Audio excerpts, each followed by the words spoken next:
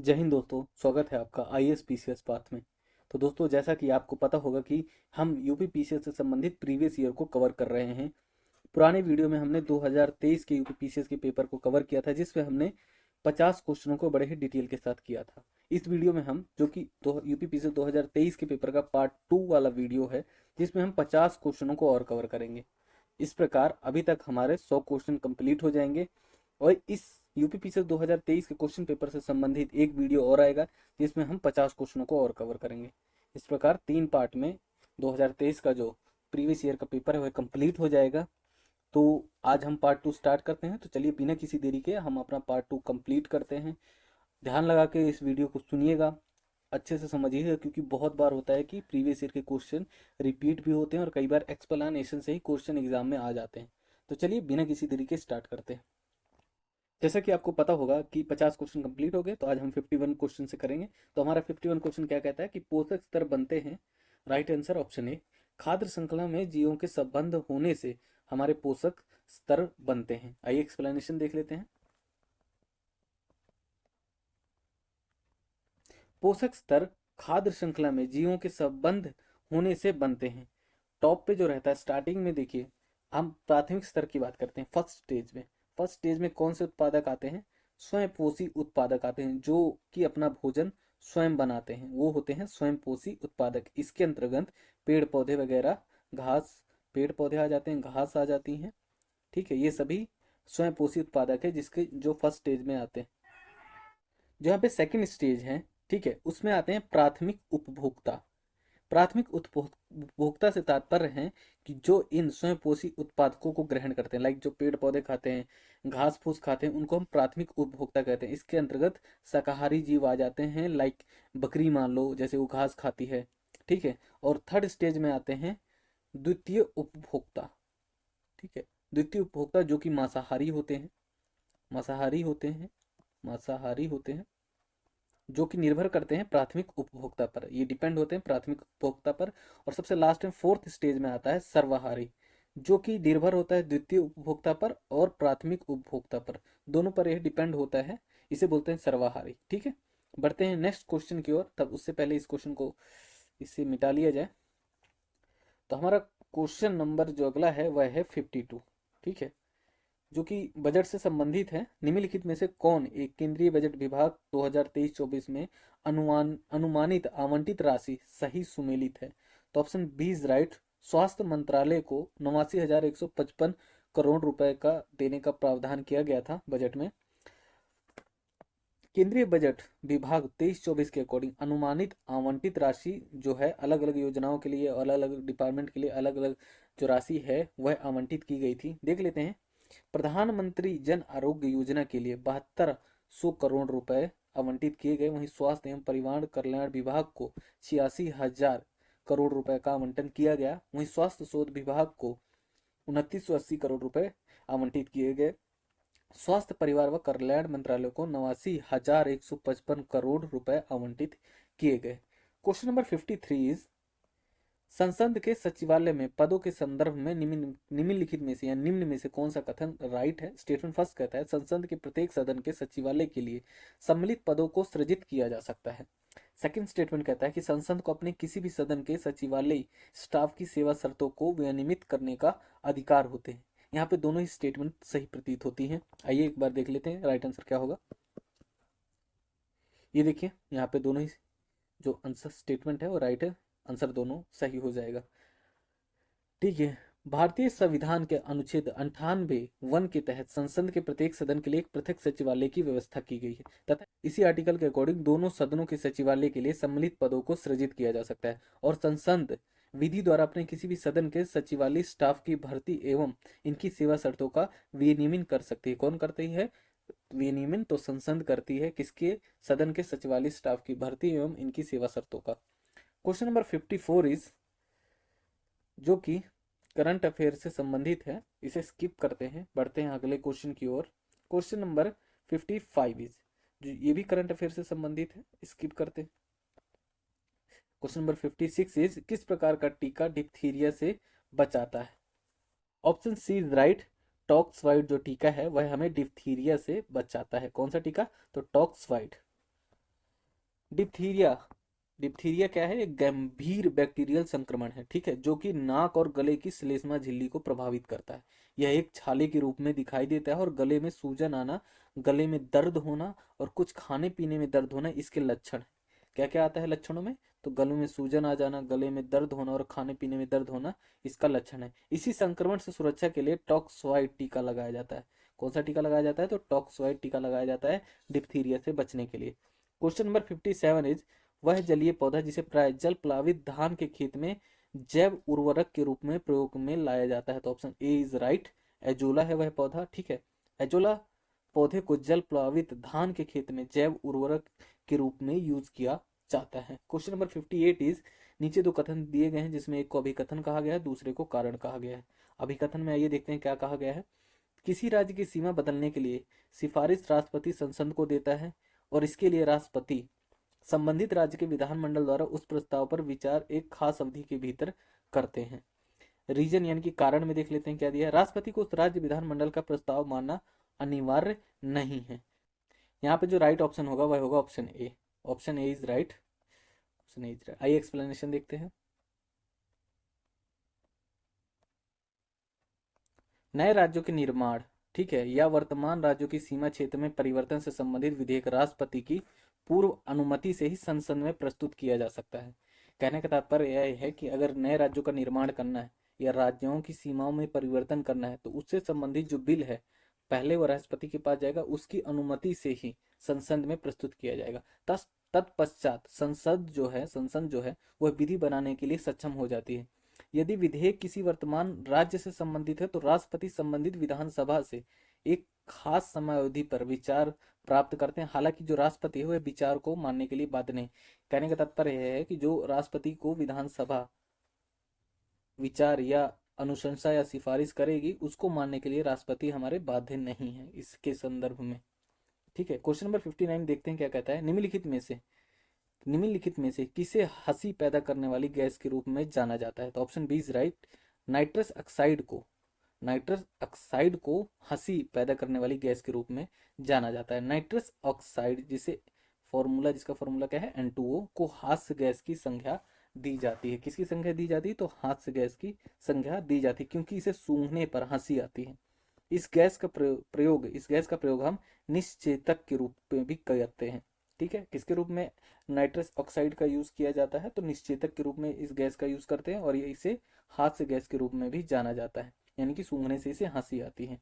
Question number next देखते हैं। Question number 60 is, 1857 में बरेली, जो कि बरेली कहाँ है? उत्तर प्रदेश में है। तो बरेली उत्तर प्रदेश में क्रांति का नेता कौन था? तो option D is right, Khan Bahadur Khan 1857 में बरेली से 1857 के विद्रोह का नेतृत्व कर रहे थे। तो 1857 में बरेली की क्रांति का नेतृत्व खान बहादुर खान ने किया है, जैसा कि मैंने आपको पहले बता दिया है। इनको बख्त खां के नाम से भी जाना जाता था। इस फैक्ट को आप अच्छे से याद कर लीजिएगा कि बख्त खां के नाम से किन्हें जाना जाता था? तो खान बहादुर खान को। इसके अतिरिक्त नाना साहब ने कानपुर में नेतृत्व संभाला, वहीं बेगम हजरत महल ने लखनऊ में अपना नेतृत्व दिया। और कुंवर सिंह की बात की जाए तो कुंवर सिंह ने जगदीशपुर, जो कि बिहार में अवस्थित है, वहां से 1857 की क्रांति का नेतृत्व किया। क्वेश्चन नंबर 61, निम्नलिखित में से कौन भारतीय संविधान के अनुच्छेद 20 का हिस्सा नहीं है? तो ऑप्शन सी इज राइट, यातना के जो विरुद्ध निषेध है वह 20 का हिस्सा नहीं है। इसके अलावा दोहरे दंड की धारा तथा स्वयं अपने विरुद्ध साक्षी होने से निषेध और कायोत्तर विधि से निषेध, ठीक है, ये सभी आर्टिकल 20 के हिस्से हैं। आइए एक्सप्लेनेशन देखते हैं। दोहरे दंड की धारा, ठीक है, यह आर्टिकल 20(2) में है। कायोत्तर विधि ये आर्टिकल 20(1) में है और अपने विरुद्ध साक्षी होने से निषेध यह आर्टिकल 20(3) में है, ठीक है। अनुच्छेद 20 में यातना के विरुद्ध निषेध शामिल नहीं, यह मैंने आपको बता ही दिया। क्वेश्चन नंबर 62 इज, भारत के महान्यायवादी के संदर्भ में निम्नलिखित कथनों में से कौन सा सही है? भारत का महान्यायवादी, जिसका अंग्रेजी में कहते हैं जिसे अटॉर्नी जनरल, यहाँ पे लिखा हुआ है अटॉर्नी जनरल, ठीक है, किस आर्टिकल में है? तो आर्टिकल 76 में अटॉर्नी जनरल का वर्णन है। तो यहाँ पे आपको बताना है कि कौन सा स्टेटमेंट सही है। आइए स्टेटमेंट देखते हैं। स्टेटमेंट फर्स्ट क्या कहता है? वह कहता है कि महान्यायवादी के पद पर ऐसे व्यक्ति की नियुक्ति होगी जो कि उच्चतम न्यायालय का न्यायाधीश नियुक्त होने के लिए आहरित हो, यानी कि अर्हता रखता हो, यानी कि क्वालिफिकेशन उसके पास हो। सेकंड स्टेटमेंट क्या कहता है कि महान्यायवादी को उसके पद से उसी प्रक्रिया से हटाया जा सकता है जैसे कि उच्चतम न्यायालय के न्यायाधीश को। तो यहाँ पे जो स्टेटमेंट पहली है वह तो राइट है, लेकिन सेकंड स्टेटमेंट गलत है। तो हमारा जो ऑप्शन डी हो जाएगा वो राइट होगा, क्योंकि पहली स्टेटमेंट ही सही है। जो भारत का महान्यायवादी है वह संघ की कार्यकारिणी का एक अंग है। वह देश का सर्वोच्च कानून अधिकारी है। संविधान के आर्टिकल 76 में भारत के महान्यायवादी पद का प्रावधान भी किया गया है।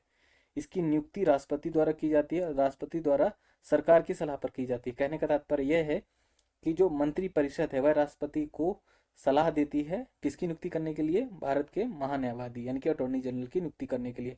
महान्यायवादी को हटाने की प्रक्रिया और आधार संविधान में कहीं नहीं बताए गए। राष्ट्रपति के प्रसाद पर्यंत पद धारण करता है, ठीक है। और आर्टिकल 76(1) के अकॉर्डिंग राष्ट्रपति उच्चतम न्यायालय के न्यायाधीश नियुक्त होने के लिए आहरित व्यक्ति को भारत का महान्यायवादी नियुक्त करेगा और राष्ट्रपति ही से पद से हटा सकता है, ठीक है।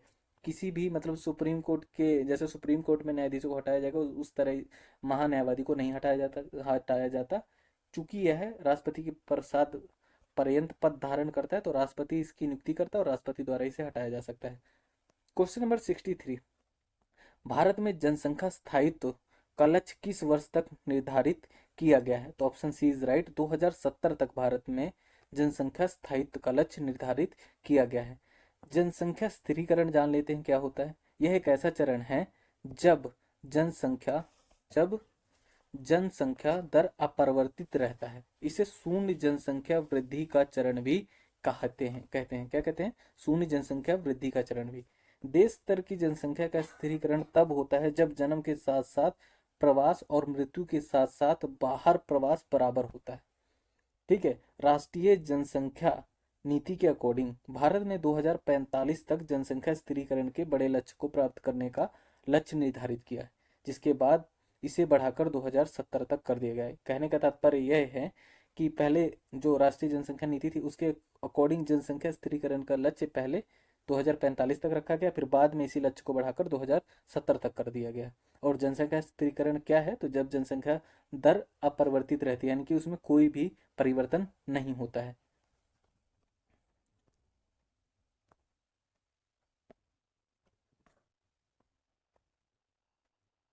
क्वेश्चन नंबर 64 इज निम्न युग्मों में से कौन सा युग्म संविधान की अनुसूची और विषय से संबंधित सुमेलित नहीं है, ठीक है। यहाँ पे देखो, एक तरफ संविधान की अनुसूची दे रखी है और उससे संबंधित विषय दे रखा है, तो आपको बताना है यहाँ पे कौन सी जो अनुसूची है वह सही सुमेलित नहीं है। तो ऑप्शन ए इज राइट, ठीक है। 9वीं अनुसूची का संबंध राज्यसभा में स्थानों में आवंटन से संबंधित नहीं है, क्योंकि राज्यसभा में जो स्थानों का आवंटन होता है उसका वर्णन 4th अनुसूची में किया गया है। किसमें किया गया? तो 4th अनुसूची में, ना कि 9वीं अनुसूची में। 3rd अनुसूची का संबंध शपथ या प्रतिज्ञान के प्रारूप से है। 8वीं अनुसूची में भाषाओं का वर्णन है और 10वीं अनुसूची में दल परिवर्तन के आधार पर डिस्क्वालिफिकेशन का वर्णन किया गया है। तो यहाँ पे डिटेल में दे रखा है, ये देखते हैं 9वीं अनुसूची में क्या है। तो 9वीं अनुसूची में केंद्र व राज्य के ऐसे कानून जिसे न्यायालय में चुनौती नहीं दी जा सकती वो शामिल होते हैं। वहीं 3rd अनुसूची में शपथ और प्रतिज्ञान के प्रारूप का वर्णन है। 8वीं अनुसूची में भाषाओं का वर्णन है। 10वीं अनुसूची में दल परिवर्तन के आधार पर डिस्क्वालिफिकेशन यानी कि निर्हरता का वर्णन है। 4थी अनुसूची में राज्यसभा में स्थानों के आवंटन का वर्णन किया हुआ है। क्वेश्चन नंबर 65 इज सूची 1 को सूची 2 से सुमेलित करना है तथा सूचियों के नीचे दिए गए कोड से आपको राइट आंसर का चयन करना है। एक तरफ सूची 1 दी हुई है, दूसरी तरफ सूची 2 दी हुई है। सूची 1 में सतत विकास लक्ष्यों का वर्णन दिया गया है, यानी कि एसडीजी गोल्स है, और सूची 2 में एसडीजी गोल से संबंधित विषयों का वर्णन है। तो एसडीजी 10 का संबंध जो है वह है असमानताओं में कमी से, ठीक है। एसडीजी 13 का संबंध है जलवायु क्रिया से। एसडीजी 14 का संबंध है पानी के नीचे का जीवन से। और एसडीजी 15 का संबंध है जमीन पर जीवन से। आप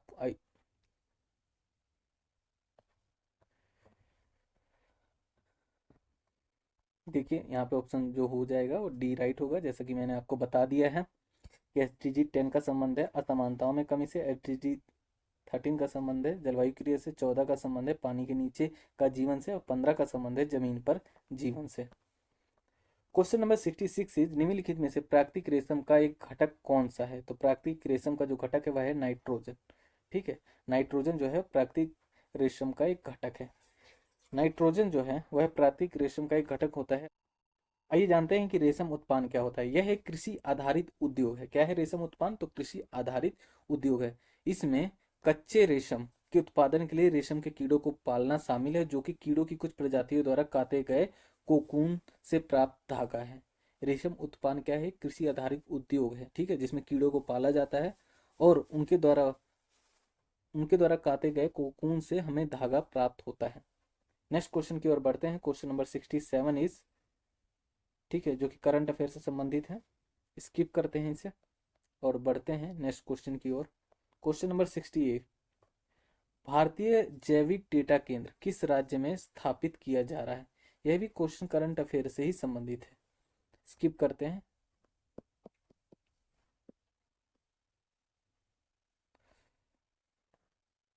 question number 69 is, mount Neumann निम्नलिखित में से किस खनिज के लिए प्रसिद्ध है? तो ऑप्शन सी इज राइट, लौह अयस्क के लिए माउंट न्यूमेन फेमस है।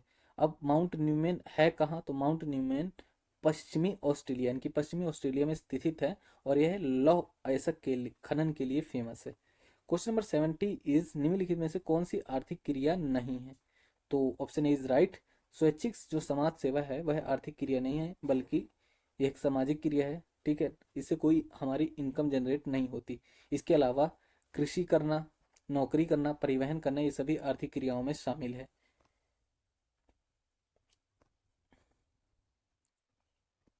क्वेश्चन नंबर 71 इज, पुराणों के संदर्भ में निम्नलिखित कथनों में से कौन सा सही है? स्टेटमेंट फर्स्ट, विष्णु पुराण से मौर्य वंश की जानकारी मिलती है। सेकंड स्टेटमेंट, वायु पुराण से गुप्त वंश शासन व्यवस्था पर प्रकाश डालता है। तो दोनों ही यहाँ स्टेटमेंट सही हो जाएंगी।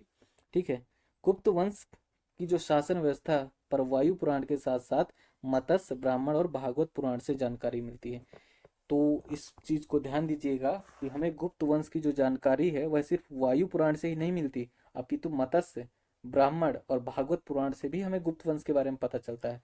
इसके अलावा जो विष्णु पुराण है उससे हमें मौर्य वंश के विषय में जानकारी प्राप्त होती है। क्वेश्चन नंबर 72 इज, निम्नलिखित में से कौन सी एक योजना और उसका वर्ष सही सुमेलित नहीं है? तो यहाँ पे एक तरफ योजनाएं हैं और दूसरी तरफ उनका वर्ष दिया हुआ है। तो यहाँ आपको बताना है कि कौन सा सुमेलित नहीं है। तो ऑप्शन सी इज राइट, जो श्यामा प्रसाद मुखर्जी रूअर्बन मिशन है उसकी जो स्टार्टिंग है वह 2015 में नहीं हुई है, अपितु इसकी स्टार्टिंग 2016 में की गई है। इसके अलावा संसद सांसद आदर्श ग्राम योजना का आरंभ 2014 में हुआ। वहीं दीनदयाल उपाध्याय ग्रामीण कौशल्या योजना का आरंभ 2014 में होता है। Rural housing interest subsidy scheme 2017 में आरंभ की गई। ठीक है, जो श्यामा प्रसाद मुखर्जी रू अर्बन मिशन ग्रामीण क्षेत्रों में एकीकृत परियोजना आधारित बुनियादी अवसंरचना को वितरित करने हेतु ग्रामीण विकास मंत्रालय द्वारा 2016 में शुरू की गई, जैसा कि मैंने आपको पहले बता दिया। ठीक है, यह एक केंद्र प्रायोजित योजना है। केंद्र प्रायोजित से तात्पर्य यह है कि जिसमें सेंटर और स्टेट दोनों मिलकर चलाते हैं, जिसमें सेंटर भी फंडिंग करता है और स्टेट भी फंडिंग करता है। इसमें आर्थिक गतिविधियों का विकास एवं कौशल विकास भी शामिल है। किसमें शामिल है? तो श्यामा प्रसाद मुखर्जी रूअर्बन मिशन में। क्वेश्चन नंबर 73, संसाधनों के उपयोग तथा भविष्य के लिए उनके संरक्षण की आवश्यकता को संतुलित करने को हम क्या कहते हैं? तो ऑप्शन बी इज राइट, इसे हम कहते हैं सतत विकास यानी कि सस्टेनेबल डेवलपमेंट। संसाधनों के उपयोग तथा भविष्य के लिए उनके संरक्षण की आवश्यकता को संतुलित करने में हम सतत विकास कहते हैं। क्या कहते हैं हम? सतत विकास। क्वेश्चन नंबर 74 इज, नीचे उच्चतम न्यायालय को मौलिक अधिकारों के हनन रोकने के लिए रिट जारी करने की शक्ति के संबंध में दो कथन दिए गए हैं। स्टेटमेंट फर्स्ट कहता है कि उच्चतम न्यायालय को यह शक्ति प्रदत्त है कि वह बंदी प्रत्यक्षीकरण, परमादेश, प्रतिषेध अधिकार, प्रेक्षा और उत्प्रेषण रिट जो भी मूल अधिकारों को लागू करने के लिए समुचित हो उस रिट का प्रयोग कर सकती है। स्टेटमेंट सेकंड कहता है कि संसद को अधिकार है कि वह कानून बनाकर किसी अन्य न्यायालय को अपनी आधिकारिक स्थानीय सीमाओं के भीतर उच्चतम न्यायालय की दी गई शक्तियों का प्रयोग कर सकता है। तो यहाँ पर दोनों ही स्टेटमेंट अपने आप में सही हो जाती हैं।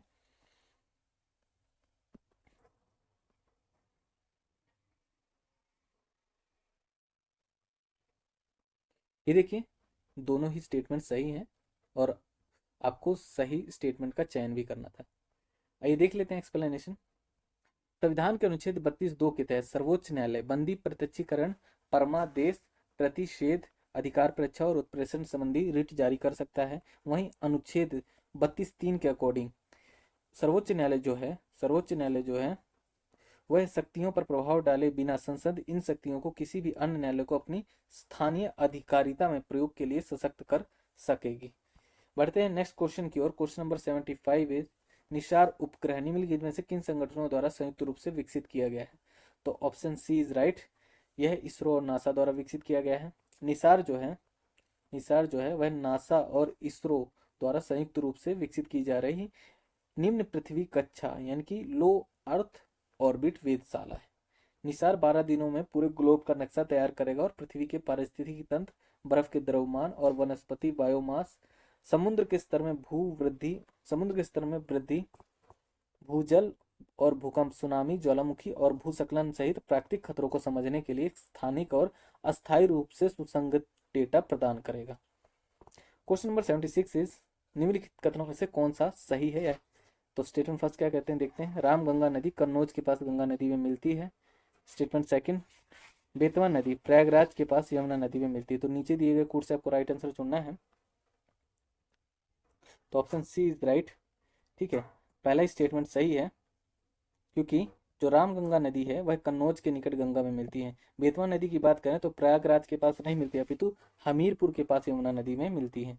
क्वेश्चन नंबर 77, प्राचीन काल में भारत पर आक्रमणों के संबंध में निम्नलिखित में से कौन सा एक सही कालानुक्रम है? ठीक है, तो ऑप्शन सी इज राइट। सबसे पहले कौन आया? तो यूनानी ने भारत पर आक्रमण किया, उसके बाद सकाज ने किया, देन लास्ट में कुषाण ने किया। ओके, क्वेश्चन नंबर 78 इज निम्नलिखित में से किस अधिनियम द्वारा 120 सदस्यों वाले चैम्बर ऑफ प्रिंसेज की व्यवस्था की गई? तो option B is right. Bharat शासन अधिनियम 1919 के द्वारा 120 सदस्यों वाले चैम्बर ऑफ प्रिंसेज की व्यवस्था की गई थी। क्वेश्चन नंबर 79 इज निम्नलिखित में से कौन सा हार्मोन अग्नाशय के लैंगरहेज के आइलेट की बीटा सेल कोशिकाओं द्वारा स्त्रावित होता है? Option C is right. Insulin स्त्रावित होता है बीटा सेल से, अग्नाशय की बीटा सेल से इंसुलिन स्त्रावित होता है। ठीक है, और ये इंसुलिन क्या करता है? शरीर में ग्लूकोज का नियंत्रण करता है। किसका? ग्लूकोज का नियंत्रण करता है इंसुलिन। ठीक है, इंसुलिन की कमी से अगर इसकी कमी हो जाती है शरीर में तो डायबिटीज हो जाता है यानी कि मधुमेह हो जाता है, डायबिटीज का खतरा रहता है। नंबर 80 इज निम्नलिखित में से कौन सा तत्व नोबल गैस नहीं है? तो option B is right. Actinium वह नोबल गैस नहीं है, जबकि आर्गन, क्रिप्टन, राडोन सभी नोबल गैसेज हैं। एक्टिनियम की बात करें तो यह नोबल गैस नहीं है, जैसे कि मैंने आपको पहले बता दिया। इसके अलावा हीलियम, नियोन, ऑर्गन ऑर्गन इसे ऑर्गन बोलेंगे। ठीक है, क्रिप्टॉन, जीनोन, ड्रेडोन सभी अक्रिय गैसें हैं। क्वेश्चन नंबर जो 81 है वह करंट अफेयर से संबंधित है, स्किप करेंगे, बढ़ते हैं नेक्स्ट क्वेश्चन की ओर।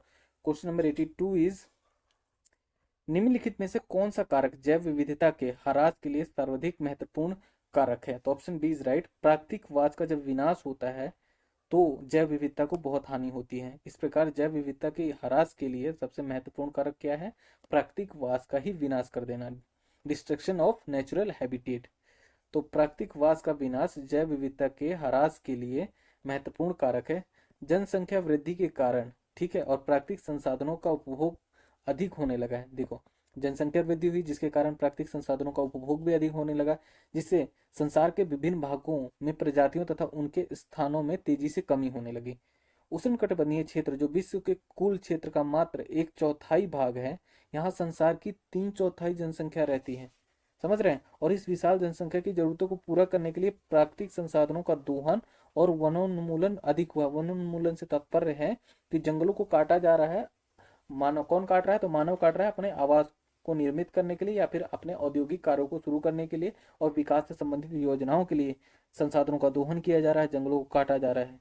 ठीक है, इसके अलावा आगे देखते हैं क्या कह रहा है कि उष्णकटिबंधीय वर्षा वाले वनों में पृथ्वी का लगभग 50% प्रजातियां पाई जाती हैं। क्वेश्चन नंबर 83 इज पौधे में जाइलम परिवहन के लिए जिम्मेदार होता है? Option C is right. जो जाइलम है, जो पौधे में जाइलम होता है, ठीक है, वह जल परिवहन के लिए जिम्मेदार होता है। ठीक है, पौधे में जल का परिवहन किसके द्वारा होता है? तो जाइलम द्वारा होता है। तथा भोजन का परिवहन की बात करें कि भोजन का परिवहन पौधों में कौन करता है? तो फ्लोएम द्वारा होता है। तो ये दोनों फैक्ट याद रखिएगा कि जल की पौधों में जल का परिवहन कौन करेगा? तो जाइलम करेगा। और पौधों में भोजन का परिवहन कौन करेगा? तो फ्लोएम करेगा। तो क्वेश्चन नंबर 84 जो कि करंट अफेयर से संबंधित है, स्किप करते हैं। क्वेश्चन नंबर 85 इज, फिलीपाइंस में नारियल एवं गन्ने की कृषि के विकास का श्रेय किसको जाता है? तो option C is right, Spain और अमेरिका वासियों को फिलीपींस में नारियल एवं गन्ने की कृषि के विकास का श्रेय जाता है। क्वेश्चन नंबर 86 इज, क्या कहते हैं 86 क्वेश्चन? तो भारत में प्रमुख नदियां व उसके उद्गम स्थलों का जोड़ा बनाना है। एक तरफ नदियां दी हुई हैं, दूसरी तरफ उनका उद्गम स्थल दे रखा है। ठीक है, यमुना नदी का उद्गम स्थल कहाँ से होता है? तो यमुनेत्री से होता है।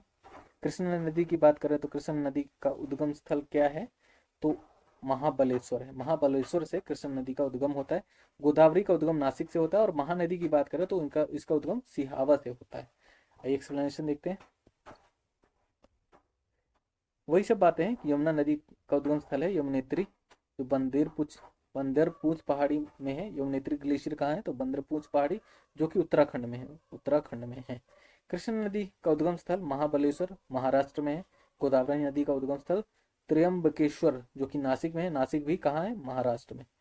ठीक है, महानदी की बात करें तो सिहावा पहाड़ी से महानदी का उद्गम होता है। यह लगभग छत्तीसगढ़ में अवस्थित है, इसका कुछ पार्ट। ठीक है, क्वेश्चन नंबर 87 इज, दो सूचियां दी की हैं जिन्हें सुमेलित करना है। एक तरफ माउंटेन यानी कि पर्वत है, दूसरी सब तरफ उनसे संबंधित देश है। तो किलीमंजारो को बात करें, किलीमंजारो जो हमारा पर्वत है वह कहाँ है? तो तंजानिया में।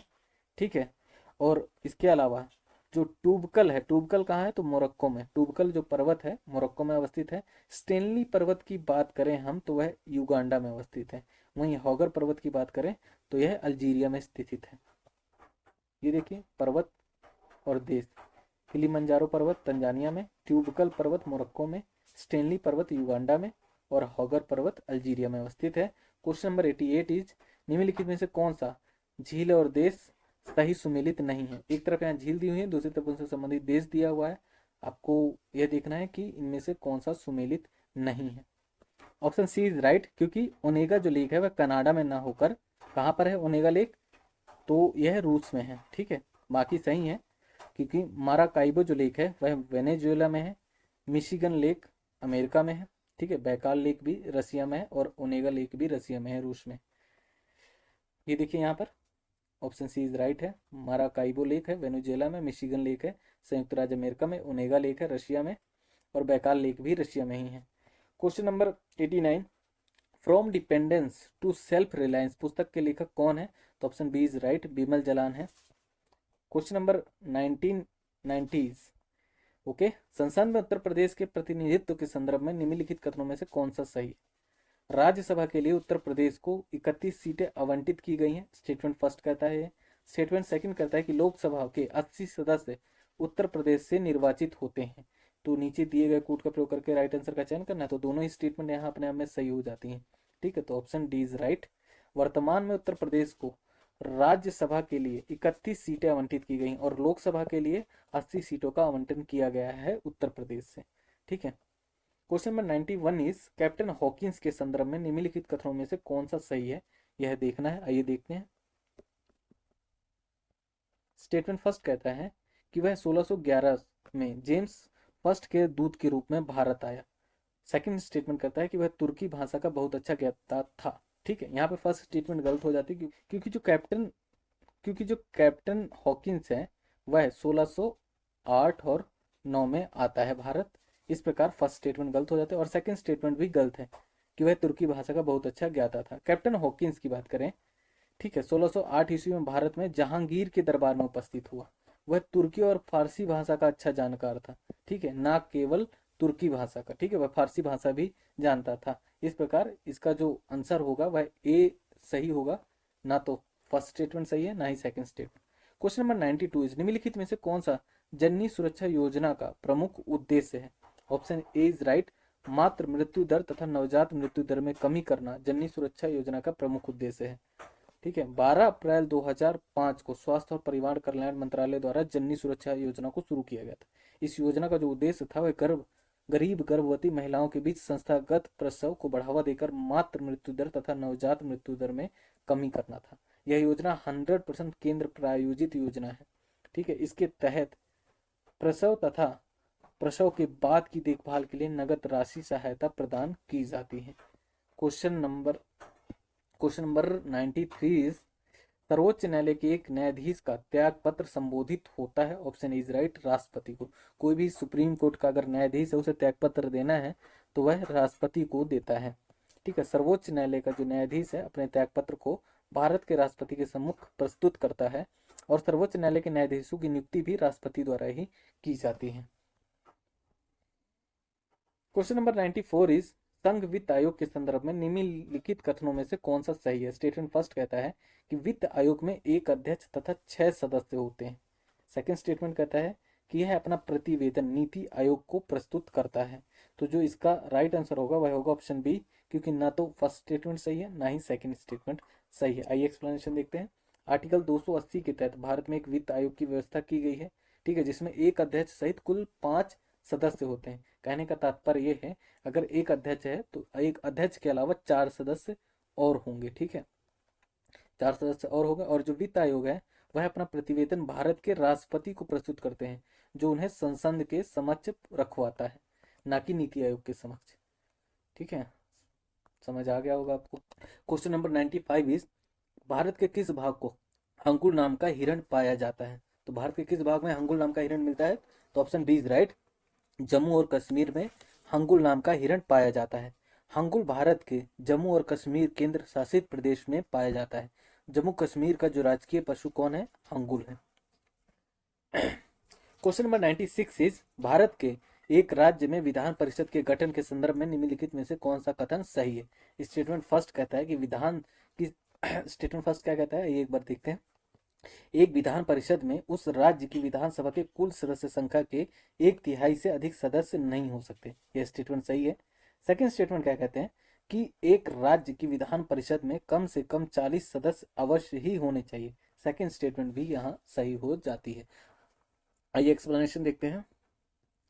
देखिए यहाँ पर दोनों ही स्टेटमेंट सही हैं, तो ऑप्शन ए इज राइट हुआ। ठीक है।